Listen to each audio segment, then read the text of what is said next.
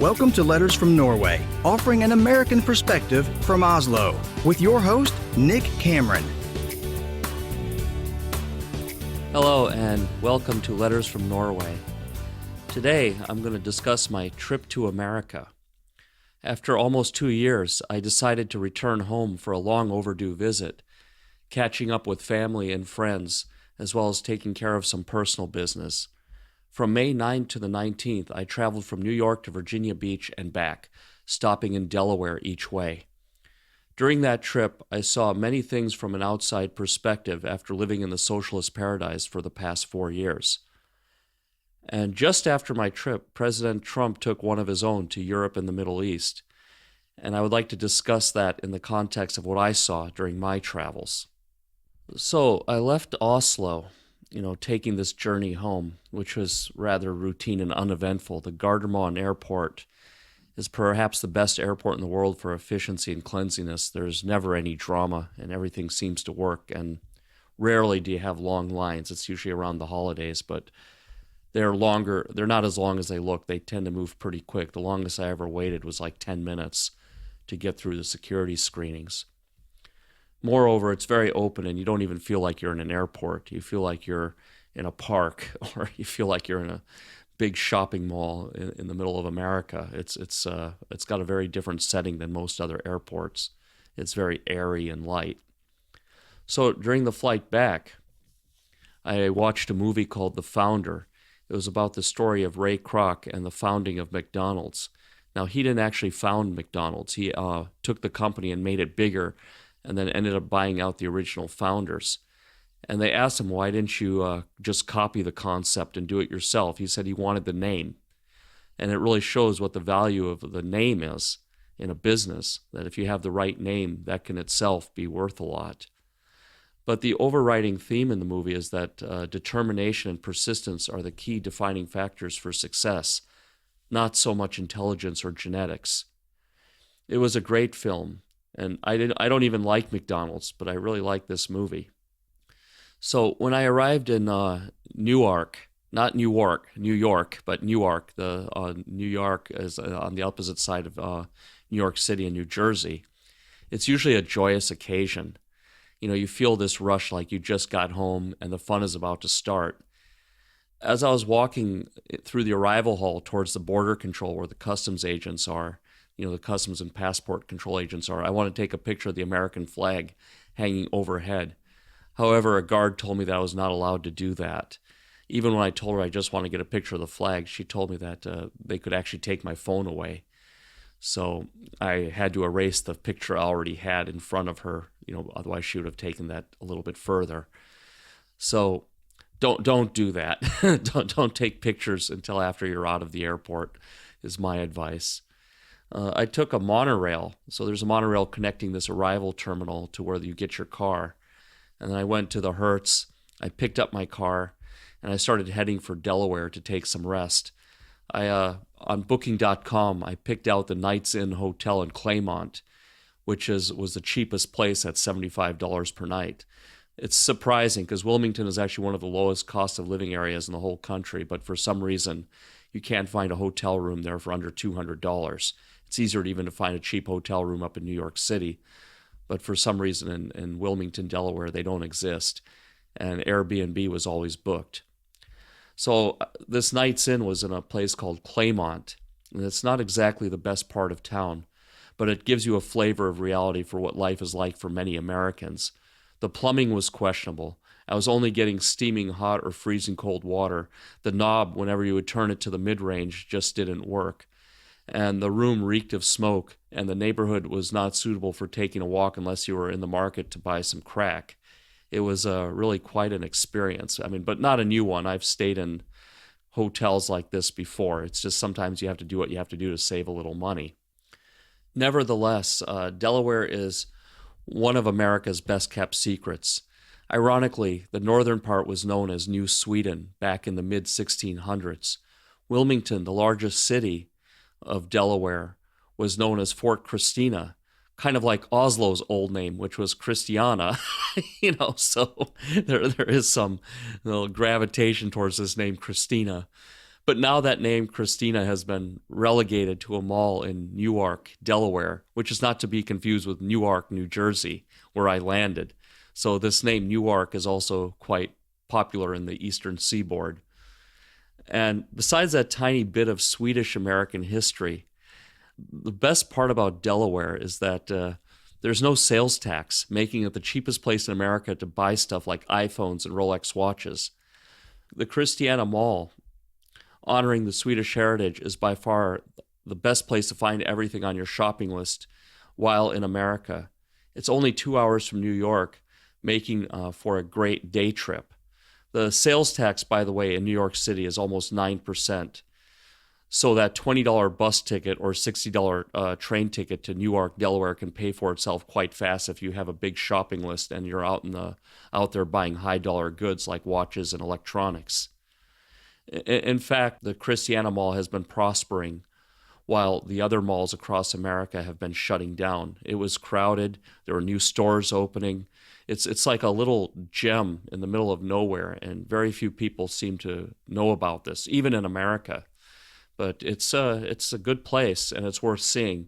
And what is crazy, also there, the hotel rooms are like $300 a night, but you can literally buy a house or an apartment there for $80,000. So it almost seems like there might be a good Airbnb model there. However, the shopping experience in America is not what it used to be. It used to be very pleasant, the customer service, and you could even chat with the salespeople, and they made it very personal, very fun. America is known for that, the customer service. I was very much looking forward to, just having that shopping experience. And now that I have a wife, I figured I get to go to Victoria's Secret and not feel like a pervert and flirt with the pretty sales ladies while I shop for my wife. So I thought. A lot of guys actually lie about being married, or they have a serious girlfriend just to have an excuse to walk into Victoria's Secret and talk to the girls. The Victoria's Secret employees, at least in the old days, used to be aspiring models, TV stars, actresses, and such. Really hot girls with outgoing personalities that that were just it was just in every shopping mall you could see something really nice. And going to the store was like an escape from everyday reality. It was something like Hooters in the past before they started hiring guys. But now with their parent company, L Brands, playing the PC game like everyone else, perhaps they're doing this. I'm not sure why they're doing this, but perhaps they're doing this to serve the growing plus-size market. Who knows? So my wife wears some of the smaller sizes that a supermodel would wear. And much of that was actually not in stock. They had a lot of plus size merchandise and just stuff that didn't feel right. The material and the stitching and everything. It's gone downhill. And so as I walked in the store, and I was looking around, a really fat lady approached me with a gigantic mouth, hollering and hooting and all this stuff. And I politely told her I was just looking, secretly hoping to find a more attractive sales clerk with a more pleasant demeanor to help me make this purchase. It's a very special skill set, helping a man find underwear for his wife. So I finally found a small Latino firecracker hiding out behind the cash register. She had around the same measurements as my wife, so I thought, okay, this is cool. She probably even has the same tastes as my wife. However, the fat lady came screaming over, yelling at the little firecracker that I was her customer, and pushed her out of the way and took over and started basically forcing me to buy stuff. She explained to me that there was a system that they take turns on who gets to serve customers.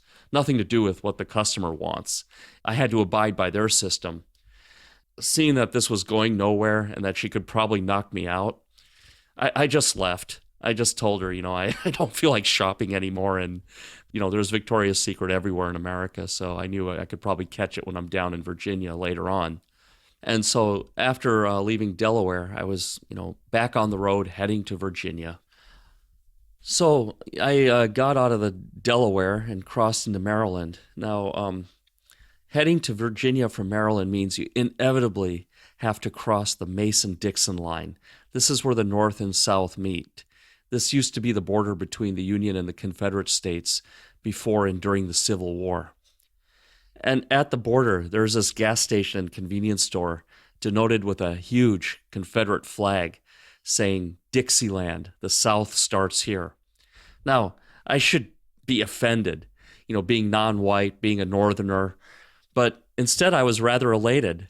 The First Amendment, the right to free speech and expression, no matter how offensive it may be perceived, is alive and well. That overrides how I personally feel that people can make these expressions as long as they're not, physically harming anybody else. And I want to say this too. I grew up, when I was growing up, I was a huge Dukes of Hazzard fan, like every other kid. Even though my parents came from India and they were quite liberal, I loved the Dukes of Hazzard. And for those who don't know, they had a big orange Dodge Charger with the Confederate flag painted on the roof, and it was cool. It was every Friday night at 7 o'clock. You got to watch this TV show, and it made you feel really good. And so this Confederate flag is what you make of it, like any other symbol. To me, it symbolizes some good old boys in the backcountry having a good time. And as long as they're not flying this flag on federal property, nor is it paid for by federal funds, any private citizen can fly it and display it, bearing the consequences to their business and friendships. In this case, at Dixieland, it seemed to be good for business. The rest of the drive through the Virginia Eastern Shore was rather mundane until reaching the Chesapeake Bay Bridge Tunnel. This is a really magnificent thing to see. Pictures can't do it justice, but the Tom Cruise movie, Mission Impossible 3, comes close to showing the magnificence of this wonder of American civil engineering. Considering that the system of bridges and tunnels was planned in the 1950s and built in the early 1960s, it's one heck of an achievement.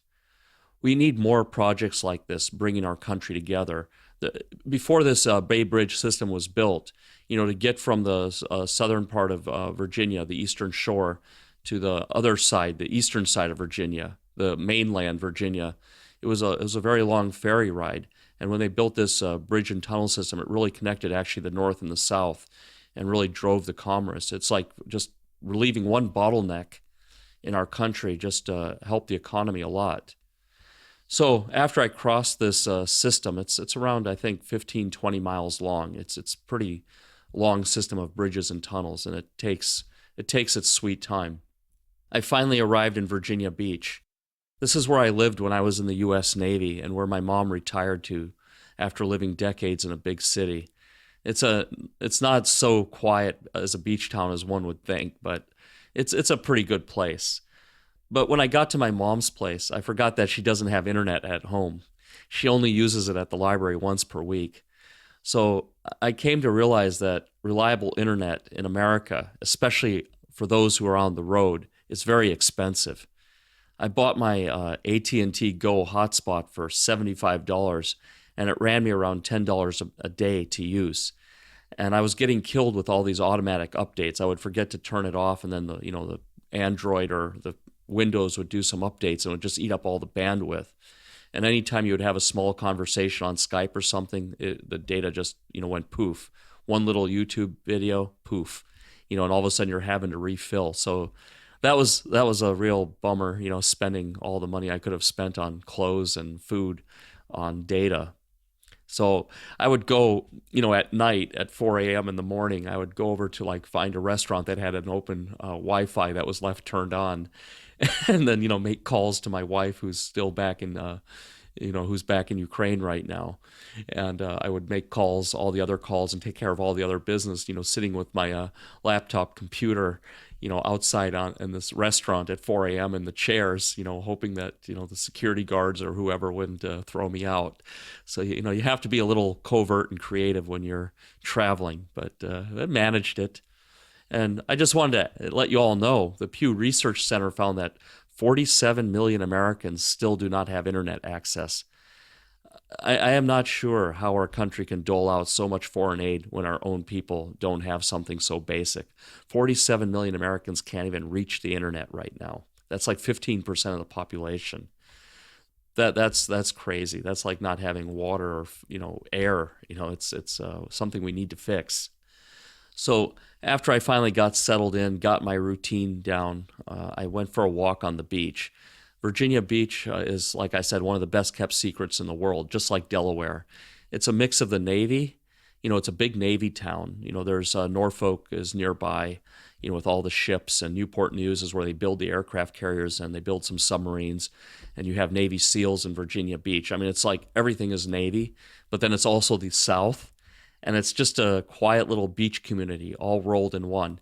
They always joke and say it's the world's biggest small town because it seems like everybody knows everybody there.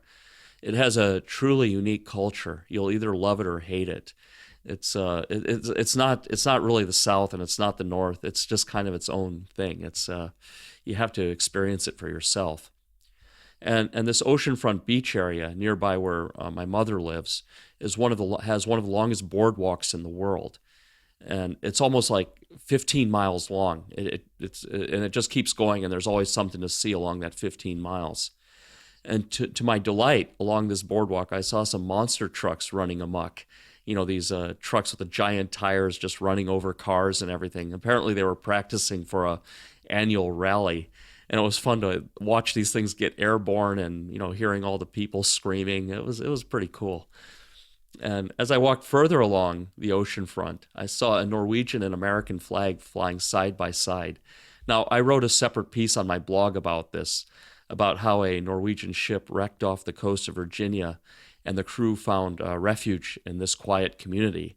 And later on, they memorialized this whole situation. And even the Norwegian King's Guard has been down there for performances. And today, Virginia Beach and Moss, Norway are sister cities. And so, like I said, go to my blog. I'll put links on the bottom of the show notes to the other article I wrote about how this all came about. So, after catching up with my family and friends in Virginia Beach, it was time to go. I loaded up at Sam's Club, which is like the Walmart warehouse for those of you who don't know. You basically get everything at wholesale prices, but you have to buy everything in bulk. But that's no problem. When you're going to Norway and you're not coming back for 2 years, you can never get enough vitamins. You can never get enough razor blades. You can't get enough, batteries and all this other stuff. So, I loaded up on that, even bought new suitcases there. They were incredibly cheap, and I managed to sell them right away when I came back to Norway for a nice profit. There's always a little bit of arbitrage opportunities still left, even though the dollar has been decimating the crown. There you can still make some money. And on the way out, as I was driving in traffic, the other American reality, being stuck in traffic, I saw another sign that democracy was alive and well in America. There was a specialized license plate that said "Choose Life" in front of me, and you can go to the blog, and in the show notes I'll show you a picture of that. And it's basically an anti-abortion license plate. And I really don't have a strong opinion about abortion, other than it's a state decision, and all other alternatives should be sought before people undertake something like this. To me, it's horrific and a traumatic process, having implications even after the procedure. But that's a person's decision. I'm not going to put my views on anyone, and it's not an issue I really vote on. But I remember when I used to go to church when I was younger, my mom used to really be into church. She still is, let's say that. I was one who used to go, and then I stopped going when I could when I was 18. They said that they would show videos to young women just before they're going to get an abortion of the fetus inside them, and many of them would change their mind, realizing that it is life. It was like subconscious that they realized that that thing inside them was alive. So, and it turned out, like I said, that many of them would change their mind. So perhaps the pro-lifers are pro-women after all. They're trying to save these women from the guilt and trauma that they would experience in the future. Like I said, there's a lot of point of views on this, but that is a point of view that I actually think is quite legitimate. As I want to summarize, I personally don't agree with easy abortions, but it's not the most important thing for me when I vote. With that point of view, I am a liberal in the South. However, by Nordic standards, I'm probably a sexist. So it appears, this is just a conclusion here, that it's easier to be a liberal in Bannon country. Steve Bannon is from this part of Virginia, than it is to be a conservative in Scandinavia. Now, this is based on my experience. I lived in Virginia Beach in the Navy. I had quite a liberal mindset. I was pro-Clinton during those years when I was living there.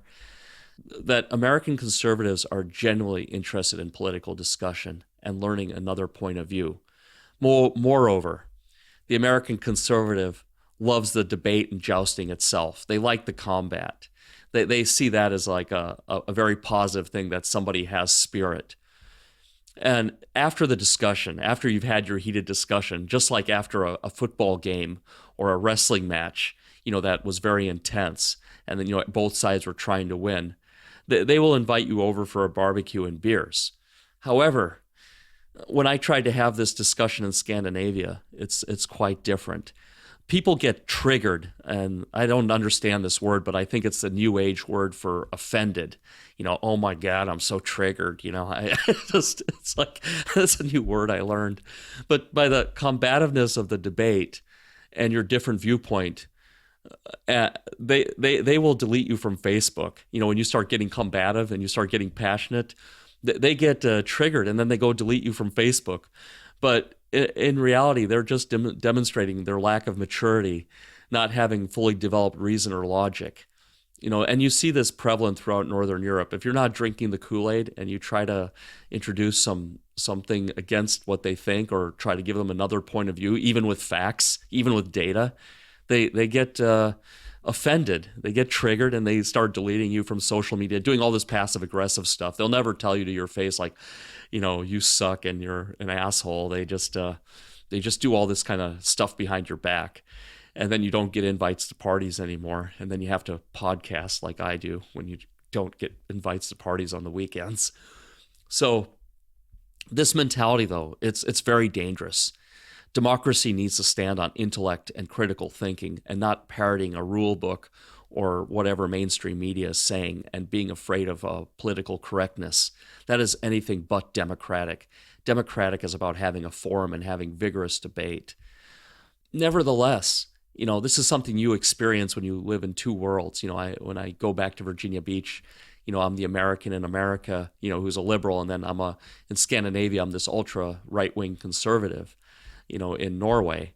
This is only something you can experience traveling back and forth and living, having lived in two different countries, because most Americans who have not lived abroad remain very oblivious to the globalist agenda. They are living in their little bubbles and little worlds. They don't understand the globalists want to take down our country through diplomatic means, since they don't have a chance to do it with military aggression. No one can beat the American military. That's a tried and true fact.